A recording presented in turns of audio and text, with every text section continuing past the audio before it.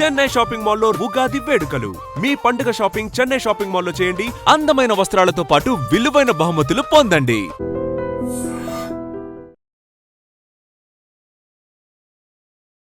నమస్కారం, మీరు చూస్తుంది ఐ డ్రీమ్. నేను మీ కీర్తి. ఇక నుంచి మీరు నన్ను ఈ ప్లాట్ఫామ్ మీద చూడబోతున్నారు. ఎక్కడున్నా ఎలా ఉన్నా చిన్నప్పటి నుంచి నన్ను మీరందరూ ప్రోత్సహిస్తూ వస్తున్నారు. ఇకపై కూడా మీ ప్రోత్సాహం అలాగే ఉండాలని మనస్ఫూర్తిగా కోరుకుంటున్నానండి. ఇక ఐ డ్రీమ్ విషయానికి వస్తే వాస్తవాన్ని ఎప్పుడూ వాస్తవంగా మీ ముందుంచుతుంది. ఎక్కడ కూడా నాన్ సెంటిమెంటల్గా వెళ్లకుండా సెంటిమెంట్కి, ఎమోషన్స్కి విలువ ఇస్తూ వేరే వాళ్ళ ఎమోషన్స్కి పెద్దపీట వేస్తూ ముందుకు వెళ్తూ ఉంది. ఇకపై మా వంతు కూడా మేము ఐ డ్రీమ్తో సహా ముందుకు వెళ్ళాలి అని మనస్ఫూర్తిగా కోరుకుంటున్నాం.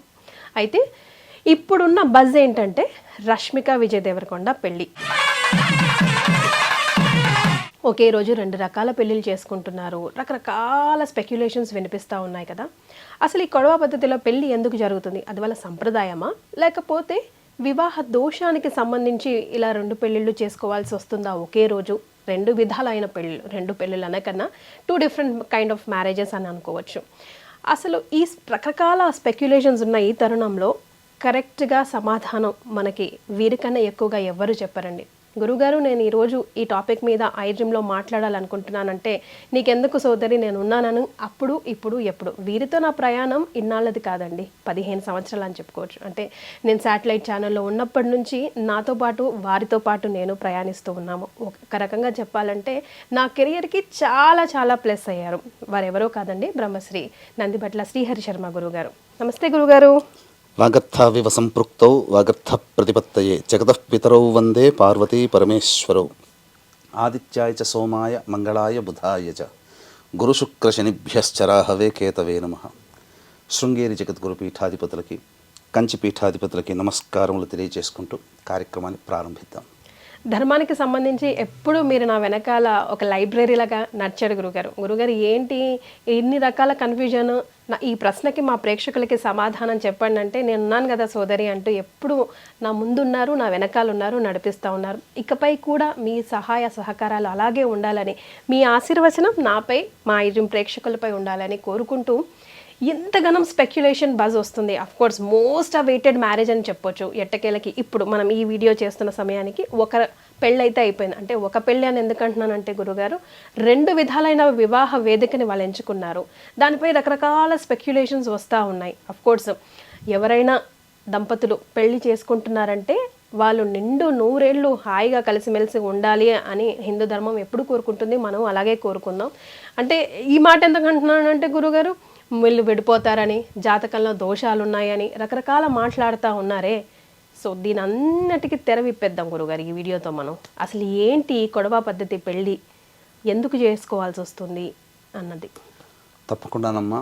ముందుగా ఐ డ్రీమ్ సంస్థలో మీ యొక్క అధ్యాయం ప్రారంభమవుతున్నందుకు మనస్ఫూర్తిగా మీరు దిగ్విజయంగా కొనసాగాలి, ఆనందంగా స్థిరంగా ఉండాలని నేను కొలిచే ఆ దైవాన్ని మనస్ఫూర్తిగా కోరుకుంటున్నాను. ధన్యవాదాలు. ఒక సోదరుడిగా మీకు ఎప్పుడు కూడా మంచే జరగాలి.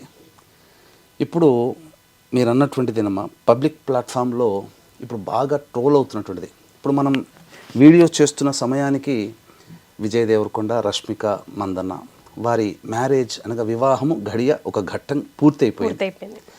అంటే ఎందుకింతగా వారి వివాహ పద్ధతుల మీద ఎక్కువగా ట్రోల్స్ అవుతున్నాయి అని అంటే, వారు చేసుకోబోయే వివాహ పద్ధతులే దీనికి కారణం. అంతకుముందు సమంత గారు కూడా భూత వివాహం అని చేసుకున్నప్పుడు కూడా మనం కూడా వీడియో చేసాం, చాలా వైరల్ అయింది. ఇప్పుడు ఇదో కొత్త పద్ధతి వినిపిస్తా ఉంది. అందుకనే ఇప్పుడు మనము సమంత దగ్గరికి వచ్చామనుకోండి, నాగ చైతన్య సమంత వివాహం జరిగింది ఒక రోజు. అది మన హిందూ సాంప్రదాయ ప్రకారం. ఆమె ఆంగ్లో ఇండియన్ ప్రకారం కాబట్టి ఆంగ్లో ఇండియన్ పద్ధతి ప్రకారం ఇంకొక రోజు వివాహం చేసుకున్నారు. అదే విధానం ఇప్పుడు రష్మిక విజయ్ దేవరకొండ వివాహంలో జరగబోతుంది. ఇది తెలుసుకోకుండా చాలామంది నెగిటివ్ ట్రోల్స్ చేస్తున్నారు. ఎందుకు? ఆల్రెడీ రష్మికకి కొన్ని సంవత్సరాల కిందట కన్నడ హీరోతో ఎంగేజ్మెంట్ అయింది, రక్షిత్ శెట్టి అనే అబ్బాయితో. తర్వాత ఆమె, ఎందుకంటే ఒక స్త్రీకి హక్కు ఉంటుంది ఎవరిని వివాహం చేసుకోవాలి. ఎందుకంటే కన్యాదానం చేస్తున్నారు, వరదానం జరగట్లే. కన్యాదానం అన్నప్పుడు ఏంటి దాని అర్థము?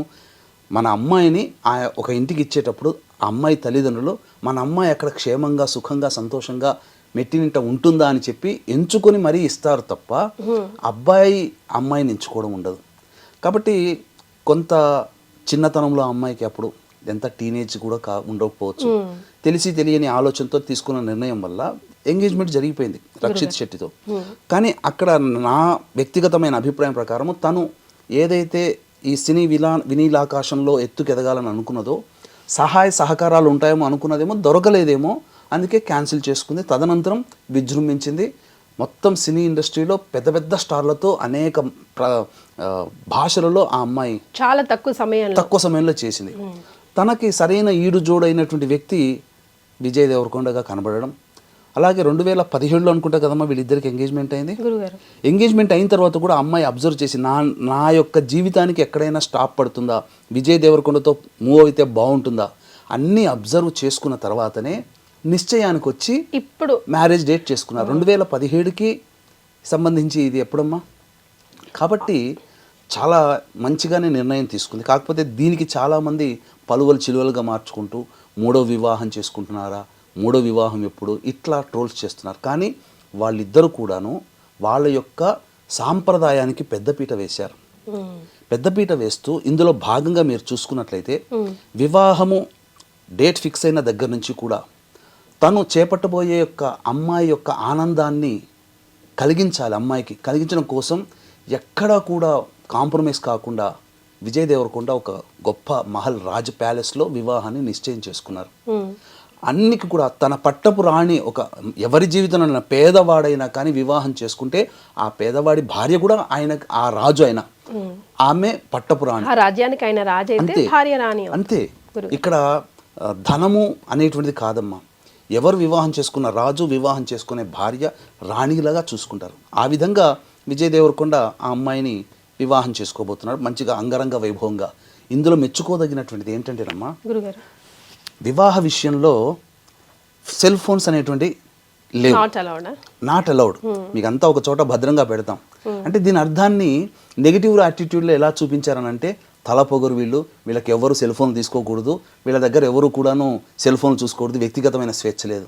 కానీ పాజిటివ్ ఒకటి చెప్పమంటారమ్మా, అతను విజయ్ దేవరకొండ నిర్ణయం చాలా సబబ్ అని చెప్పవచ్చు, హర్షాతిరేకంగా మనం యాక్సెప్ట్ చేయొచ్చు. ఎందుకనంటే ఒక వివాహం జరుగుతున్నంతసేపు వచ్చినటువంటి అతిథులందరూ కూడా ఇప్పుడు సెల్ ఫోన్ కర్ణయక్షిణి అంటారు, అది మొత్తం డిస్టర్బ్ చేస్తుంది. వాళ్ళ వైపు వివాహం జరుగుతుంటే వివాహంకి వచ్చిన వాళ్ళు వివాహం కోసం కాకుండా వ్యక్తిగతమైన మెసేజ్లు మాట్లాడుకుంటూ కూర్చుంటుంటే ఆ వివాహం చేసుకునే దానికి విలువేముంటుంది. అందుకనే వచ్చిన అతిథులను కూడా గౌరవిస్తూ చక్కగా అందరినీ ఆహ్వానించి గౌరవిస్తూ వివాహం చేసుకుంటే అందరి అటెన్షన్ వాళ్ళ మీద ఉంటుంది, దంపతుల మీద. అంటే ఫొటోస్ ఎక్కడ వైరల్ అయిపోతాయేమో, పబ్లిక్ ఫిగర్ కదా, ఎందుకు వాళ్ళు వివాహం వాళ్ళు చేస్తున్నారు కదా, వీడియో రికార్డ్ చేస్తున్నారు కదా, ఫొటోస్ కూడా వస్తాయి కదా, ముందు వస్తాయి. ఒక వారం 10 రోజులు ఆగండి, మనమే అన్ని ప్రసార మాధ్యమాల్లో మనమే షేర్ చేసుకుంటాం. కానీ ఏదైతే వివాహం చేసుకుంటున్నాడో రష్మికతో వచ్చిన అతిథులందరి అటెన్షన్ ఉండడం వల్ల వచ్చిన వాళ్ళ అందరి మైండ్లో చిరకాలం గుర్తుండిపోతుంది ఎంత బాగా చేసుకుని. ఎందుకంటే ప్రతి ఘట్టాన్ని వచ్చిన అతిథులందరూ ఆస్వాదిస్తారు, ఎవరు సెల్ ఫోన్లో ఉండవు, డిస్ట్రాక్షన్స్ ఉండవు. తర్వాత మనం ఇప్పుడు మాట్లాడుకునే సమయానికి హిందూ సనాతన సాంప్రదాయ పద్ధతిగా చక్కగా మన తెలుగు పద్ధతిగా వివాహం జరుగుతుంది.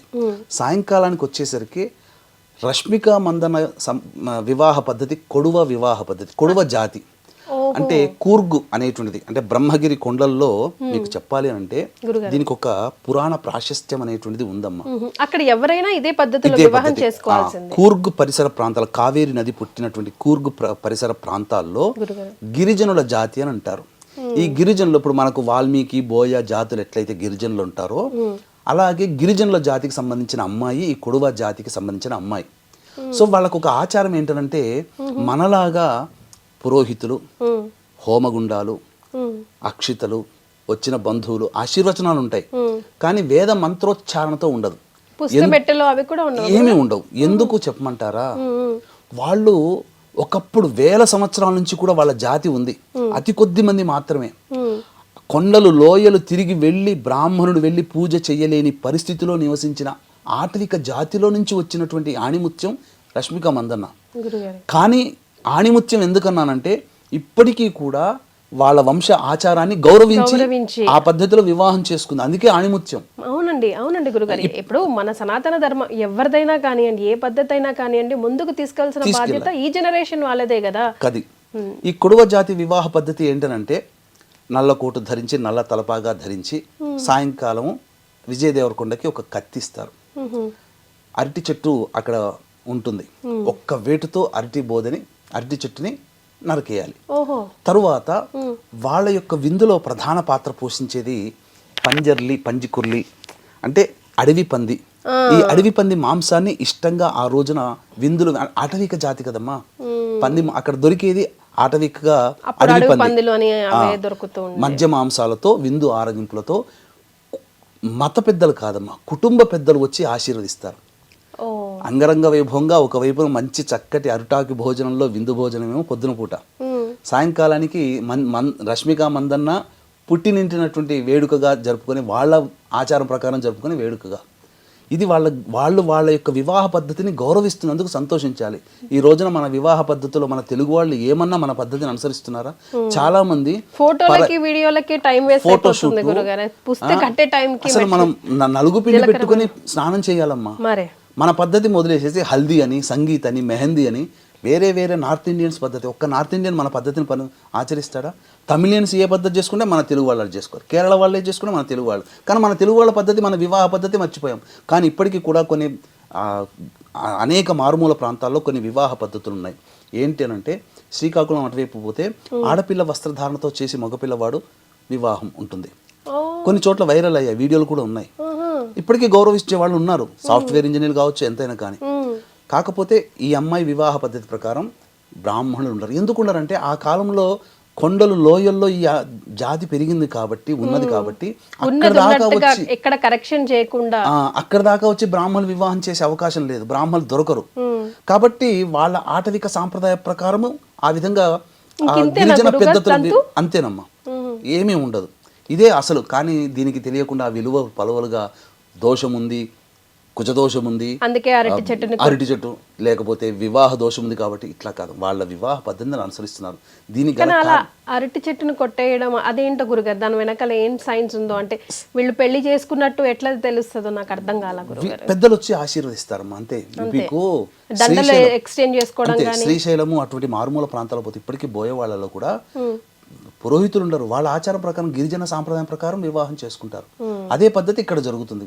కోటీశ్వరులైన వాళ్ళ సంఖ్య ఎంతమ్మా, మహా అయితే వేలల్లో ఉంటుందేమో ఆ కొడువ జాతి మొత్తం సంఖ్య. వాళ్ళ భాష తుళు భాష. తుళు ఎవరి భాషమ్మా? మనకు శ్రీకృష్ణదేవరాయలు వారి ఆస్థాన భాష తుళు. ఆయన తుళు భాషకు సంబంధించిన వాడు. మనకు తెలుగు, కన్నడలో కన్నడ ఎట్లనో శ్రీకృష్ణదేవరాయల భాష తుళు. ఆమె భాష కూడా మదర్ టంగ్ కూడా తుళు. విశేషం ఏంటనంటే, బ్రహ్మగిరి కొండల్లో అగస్త్య మహాముని కావేరి నదిని కమండలంలో పట్టి బంధించి తీసుకొని పోతుంటాడు. ఇది నచ్చనటువంటి విఘ్నేశ్వరుడు విశ్రమించే, అంటే అగస్త్య మహాముని విశ్రమించే సమయంలో నచ్చనటువంటి విఘ్నేశ్వరుడు కాకి రూపంలో వచ్చి ఆ కమండలాన్ని తన్నేస్తాడు. తన్నేగా ఆ కమండలంలో ఉన్నట్టు నీరు ప్రవహించిపోతుంది బ్రహ్మగిరి కొండలు. అక్కడి నుంచి కావేరి నది పుట్టింది. అందుకనే ఈ యొక్క కొడవ జాతికి సంబంధించినటువంటి మందన్న వాళ్ళ ఫ్యామిలీలలో ఈ యొక్క కావేరి నదిని, ఆ నది దేవతను పూజిస్తారు. ఇప్పటికీ కూడా వాళ్ళ ఇంట్లో కావేరి మా వాళ్ళ ఇంట్లో ఆడపిల్లలకి కావేరి అని పెట్టుకుంటారు. ఇంత సాంప్రదాయాన్ని వాళ్ళు పాటిస్తున్నారు, ఇంత విధానంగా వాళ్ళు పాటిస్తున్నారు తప్ప అందులో ఏమీ లేదమ్మా. సెల్ ఫోన్లు తీసుకురాలేంత మాత్రాన మనం ఏం కాదు. అది కూడా హర్షించదగినటువంటిదే. ఒక ఏ డిస్టర్బెన్స్, ఎటువంటి ఆలోచన లేకుండా మనము ఒక సినిమా చూసామంటే ఆ సినిమా మనకు 2-3 నెలల వరకు మన మైండ్లో ఉంటుందా లేదా? అట్లాగే వాళ్ళ పర్సనల్ నిర్ణయం కూడా కదా గురుగారు, మనం కూడా కొంచెం స్పేస్ ఇవ్వాలి. అండ్ ఎస్ అఫ్ కోర్స్ వాళ్ళు పబ్లిక్ ఫిగర్స్ కాబట్టి మీరు అన్నట్టు ఇవ్వాలి. కాకపోతే 2 రోజులకైనా తప్పకుండా వాళ్ళ ఫ్యాన్స్ కోసమో, ప్రేక్షకుల కోసమో వాళ్ళు వీడియోస్, ఫొటోస్ పెడతారు మీడియాలో. ఎలా 4వ తారీఖు రిసెప్షన్ గ్రాండ్ గా చేసుకున్నారు. అన్నిటికంటే మించి మన ప్రధానమంత్రి నరేంద్ర మోదీ గారు వారికి వివాహ శుభాకాంక్షలు తెలియజేశారు. అంటే వాళ్ళు నరేంద్ర మోదీ శుభాకాంక్షలు తెలియజేశాడంటేనే అక్కడ గుర్తుపెట్టుకుని వాళ్ళ సెలబ్రిటీస్ కాదమ్మా, సెలబ్రిటీస్ అని చెప్పలేదు ఆయన. వాళ్ళ యొక్క సాంప్రదాయాన్ని గౌరవించి వివాహం చేసుకుంటున్నారు. మన హిందూ సనాతన ధర్మంలో భాగమైన ఈ జాతులన్నీ ఒకటే అని చెప్పి ఆ విధంగా చక్కగా వివాహ పద్ధతిని ఆకాంక్షిస్తూ ఆనందిస్తూ శుభాకాంక్షలు తెలియజేశాడమ్మా. ఇంకా అంతకన్నా పెద్ద ప్రూఫ్ ఏం కావాలి. కాబట్టి ఎవ్వరు కూడా నెగిటివ్ ట్రోల్ చేయకండి, ఆనందంగా జరుపుకుంటున్నారు. అందరూ అతిథులు వెళ్ళి చక్కగా చేసుకుని వస్తారు తప్ప ఇదేదో వివాహ దోషాలకి సంబంధించినటువంటిది కాదు కాదు కాదు. వాళ్ళ సాంప్రదాయాన్ని గౌరవిస్తున్నారు, మనం ఆనందించాలి. హ్యాట్స్ ఆఫ్ అమ్మ, వాళ్ళు మన పద్ధతి ప్రకారం చేసుకుంటున్నారు. ఈ యొక్క సంబంధించినటువంటి తుళు సాంప్రదాయం ప్రకారంగా కొడువా జాతి సాంప్రదాయంగా అమ్మాయి ఒప్పించుకొని విజయ్ దేవరకొండ చేసుకున్నాడు. అంతకు మించి తన జీవితంలో వచ్చే పట్టపురాణిని ఆనందంగా స్వీకరిస్తున్నారు. ఆమె కోసం చిరకాలం ఆమె జీవితాంతం గుర్తుండిపోయే విధంగా ఒక గొప్ప వివాహ వేడుకను ఆ అమ్మాయి జీవితంలో అందించుతున్నాడు. ఆ అమ్మాయి కూడా తన గొప్ప వరుడిని ఎన్నుకున్న ఆనందంగా ఉంది. ఈ ఆనందం అతిశయ మధ్యలో గతంలో జరిగిపోయిన వాటిని పట్టుకొచ్చి ఒక శాడిజం భావాలతో కొంతమంది కామెంట్స్ పెడుతూ ఉంటే బాధ అనిపిస్తుంది. రక్షిత్ ఎంగేజ్మెంట్ క్యాన్సిల్ అయ్యింది, కాల్ ఆఫ్ అయింది, రకరకాలుగా మాట్లాడుతున్నారు. మనం మాట్లాడుకోవాల్సింది ఆ నెగిటివ్ ట్రోల్స్ చేయాల్సింది సంప్రదాయాన్ని, తన సంప్రదాయాన్ని ఎక్కడైతే పుట్టి పెరిగిందో అంత స్టార్ సూపర్ స్టార్ అయినప్పటికీ కూడా ఆ సంప్రదాయాన్ని ప్రోత్సహిస్తూ తన ఫ్యామిలీకి ఒక ఎగ్జాంపుల్ గా నిలిచింది. చూసారా, ఎక్కడ గురుగారు మనకు అసలు ఆ వివాహం గురించే తెలియదు. ఈరోజు ఇంతమంది మాట్లాడుకుంటున్నాం, ప్రపంచవ్యాప్తంగా మాట్లాడుకుంటున్నాం అంటే నిజంగా మీరు అన్నట్టుగా ఇద్దరికి కూడా హ్యాట్స్ ఆఫ్ చెప్దాం. అండ్ వారిద్దరు కూడా లైఫ్ లాంగ్ హ్యాపీగా కలిసి ఉండాలని ఐ డ్రీమ్ మనస్ఫూర్తిగా కోరుకుంటుంది. చాలా మంచి ఇన్ఫర్మేషన్ ఇచ్చారు గురుగారు, మనలో చాలా మందికి తెలియదు కూడా. చాలా సంతోషం, ధన్యవాదాలు. సర్వం Shri Umamaheshwara పరబ్రహ్మార్పణమస్తు. And for more videos, please subscribe to iDream. Please subscribe to iDream. Please subscribe iDream. And please subscribe to iDream. For more videos, subscribe to iDream. please like, share and subscribe to the channel. Congratulations, iDream. Subscribe to iDream. Subscribe to iDream. So subscribe to iDream Media. iDream ki iDream team andarki huge congratulations. Please subscribe iDream Media. Please subscribe to iDream. Subscribe iDream. Please subscribe to iDream. iDream అంటే నా కళల ఛానల్ను subscribe చేసుకున్న నోరు తిరుగుతలేదు, మీరైతే గంట గుర్తు కొట్టండి. For more such videos, please subscribe to iDream. Subscribe to iDream. Please subscribe to iDream. Please subscribe iDream Media. Please do subscribe to iDream. Please subscribe to iDream Media. For best entertainment and information, please subscribe iDream. And don't forget to subscribe to iDream.